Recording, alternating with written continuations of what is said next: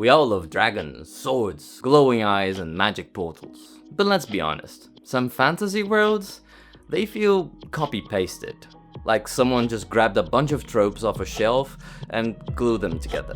While others feel personal. Only that artist could ever concoct a world like this. And wouldn't it be wonderful if we could also step away from clichés and tropes and add that undeniable personal touch to our creations? Today we're going to talk about a tactic to do just that. Something I'm calling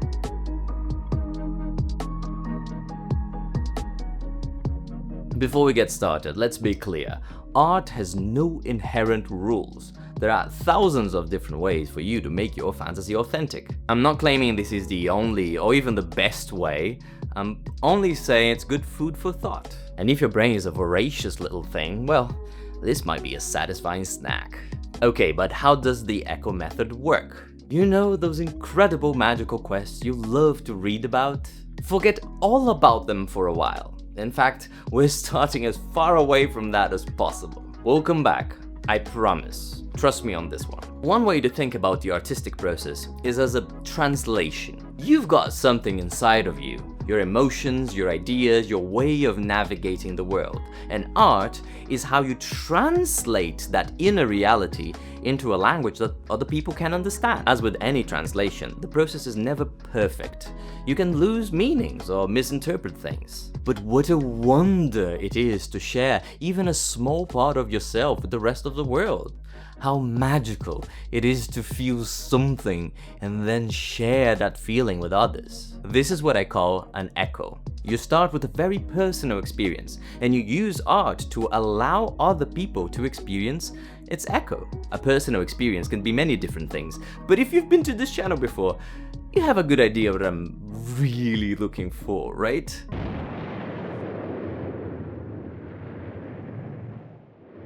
Don't get me wrong, your ideas are important, but I'm a creature of the heart. So let's talk about emotions. And not just emotions in general, but your emotions.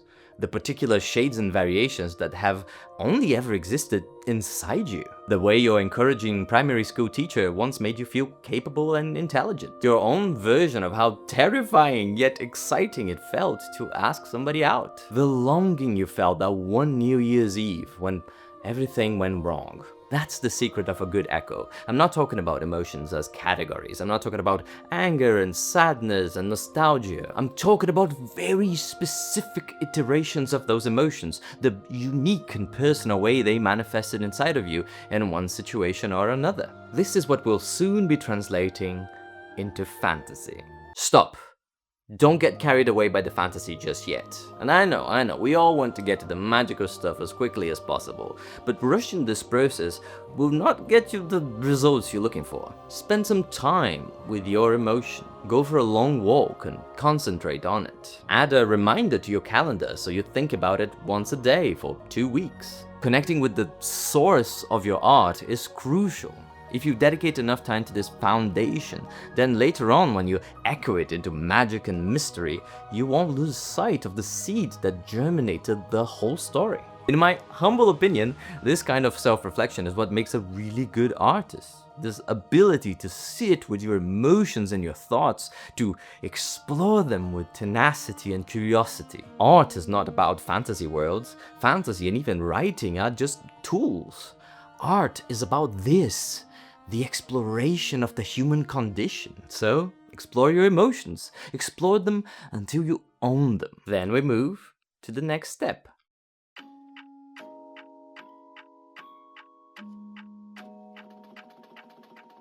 Now that you're holding a clear understanding of the emotion you want to work with, it's time to, yes, finally, extrapolate it into fantasy. But how do you do that? This is tricky, but here's a helpful question.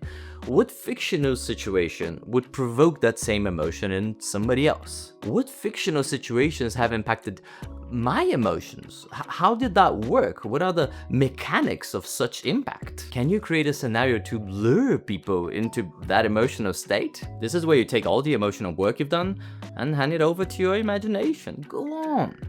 play with it. There are no right or wrong answers here, only versions that get closer to or further from the intended emotional state. If you're trying to capture the feeling of being grounded by your parents, perhaps you'll focus on the restrictive aspect of it, and your fantasy will involve giant spider webs. Or you might focus on the boredom of being grounded, in which case you'll create a painfully dull magical prison. But maybe what you really remember from those days is how your anger threw you into a tantrum. So you might turn that anger into a transformation ritual. This is where you play. This is where you experiment. It's the most delightful part of art, but also it's most challenging. And you improve by asking for feedback and being intentional with emotional states. Hey, how did you feel when you read about this spiderweb or this dark prison or this werewolf transformation? Can you tell me a bit more about the impression it left on you? The more specific answers you can get, the closer you get to replicating your own emotions in someone else. And the stronger is your echo. An echo is unique. An echo is not generic surprise or happiness or jealousy. An echo is a custom-made emotional state that only you could ever manifest. Its source is your own life, and nobody can take that from you. Especially not AI. Everybody experiences emotion, but only Terry Pratchett experienced Terry Pratchett emotions. And what a joy it is that he took the time to practice his craft and bring us closer to how he feels inside his mind. It's never going to be perfect, of course, but the artistic process gets us as close as his writing skill allows. Pratchett is just one example of someone with a strong voice, and hey, you could be the next. This is how you transcend the idea of the trope. Oof, I used the forbidden word, didn't I? Let's talk about it.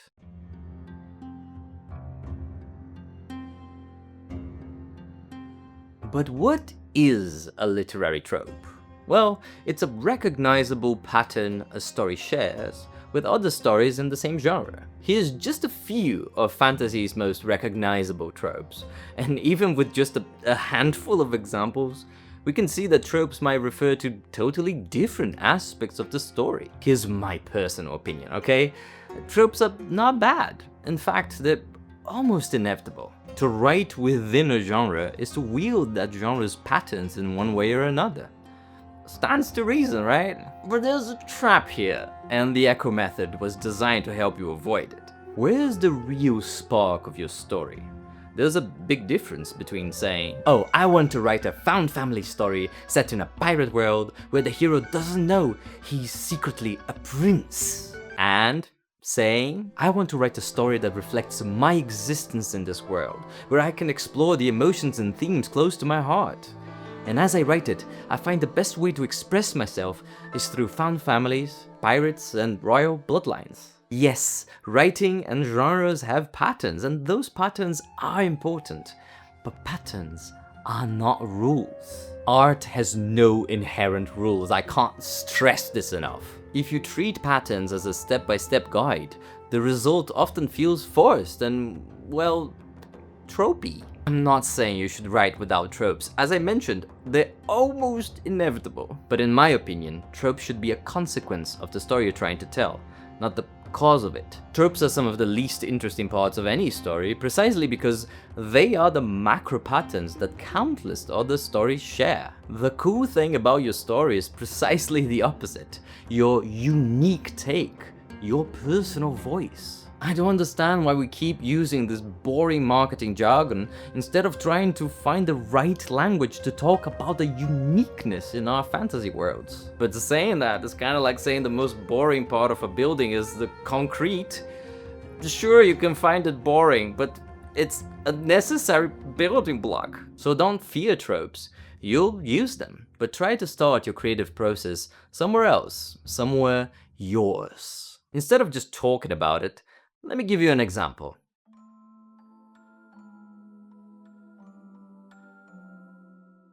This is what you usually don't get to see, the artistic process from spark to end result. So let me share a personal experience with you. Later, we'll turn it into fantasy, okay? But for now, It's story time. The greatest challenge of my adult life has been visas and bureaucracy. I'm an immigrant, and once every few years when it's time to renew something, a public worker has the power to eviscerate my life if they feel like it. No consequences for them. To throw me out of my home, to cancel my right to work, making me instantly unemployed, to separate me from my support networks from one day to the next. Kaboom. And as an immigrant, I've heard hundreds of stories of lives being destroyed despite all the documents being correct. I'm not there anymore, but for 8 years I lived in Germany, and the bureaucracy there is vast, super specific and opaque to outsiders. For years I struggled to understand 100% of my obligations, and every time I made a mistake, every time I misunderstood something or I didn't know I had to do something, I was severely punished by the system. It felt like fighting against a giant machine I could never see in its entirety, and yet, paradoxically, my only chance of success was to align myself with it. It was brutal, it was miserable. Every step I took to better understand the system seemed to restrict me further. I had new bills, new obligations, new papers that need to be signed by certain dates, and still I was not sure if that was enough. I lived with the fear that this invisible being was observing everything I did, holding me to standards nobody could fully explain to me. My lawyer, my accountant, the immigration office, each held pieces of the puzzle, but I could never see the whole picture. One day, during a particularly traumatic visa renewal, I was really mistreated in there. People called me stupid. Someone kind of barked at me. I was told, oh, with those documents here, we can give you 1 year at best. Though I was applying for a permanent visa. I had been living there and paying my taxes for 5 years. By the time I got to the last room to collect my fingerprints and other last details, I was feeling pretty defeated. But the guy there, this guy was different. First of all, he was smiling. All the lights in his office were turned off, he was kind of in the dark, and frankly, kind of looked like he had microdosed that day. What a vibe, this man. Well, he was looking at my file on his computer and he's like, oh, I see that they only gave you 1 year. These documents are fine. I'm just gonna change here for a permanent residency for you. Mr. Immigration Officer, if you're watching this, thank you. That day, you changed my very concept of hope. Hope is the thing with feathers that perches in the soul. Okay, that was a little bit about my life. Now you have the context, the emotions. So let's turn this into fantasy. There's a lot of narrative potential in that sensation of bureaucratic restriction. The feeling that I could only proceed if I complied, if I bound myself to the system. So the fantasy I'm creating here will address this directly. My new world is a grey tower full of closed doors with no doorknobs or keyholes. But the doors open automatically if only you have the right permission. Permissions are slates of metal you attach permanently to your skin. They weigh you down, they restrict your movements, they cause you constant pain, but they open doors. This is a society of rigid people, where most live in suffering. And as a newcomer, you're conflicted about whether to join the machine or not, and how much. Here's what I wrote. I came back 2 days later, this time with my permission in place. It had 2 connection points, one in the middle of my spine, the other on the back of my left shoulder, as was customary for a first insertion. My whole body felt slanted by the weight of it, and raising my arm now pulled my skin close to breaking point. Still, seeing the entrance gate smoothly open to my approach gave me a huge sense of relief. More than that, pride. No more questions, no more shouting. I kept my face neutral, but on the inside, I was smirking. That didn't last long. About 20 steps after the entrance gate, a sign pointed towards the collected chamber. The path was blocked by yet another door, this one with 3 different permissions required, including a blue one I'd never heard of.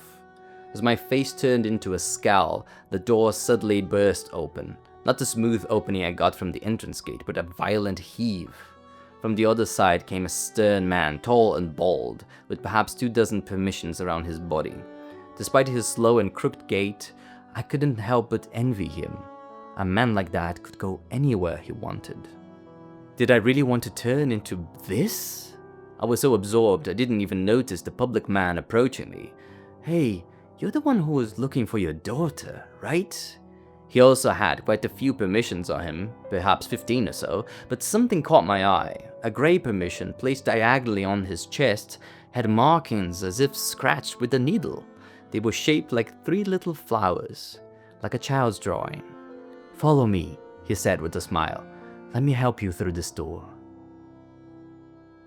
I hope that little world building helped you understand how your life experiences can be translated into wild but still relevant fantasy pieces. Please let me know what you think of the Echo method. This is a framework I created and I would love some feedback on it. I try to read every comment. It means a lot to me. If you enjoy this style of video, you'll probably enjoy this other one here, about sequels and world-specific language. There's a bit of frameworking in there as well. A special thank you to my patrons. Thank you so much for supporting me, and I'll see you folks next time. Bye.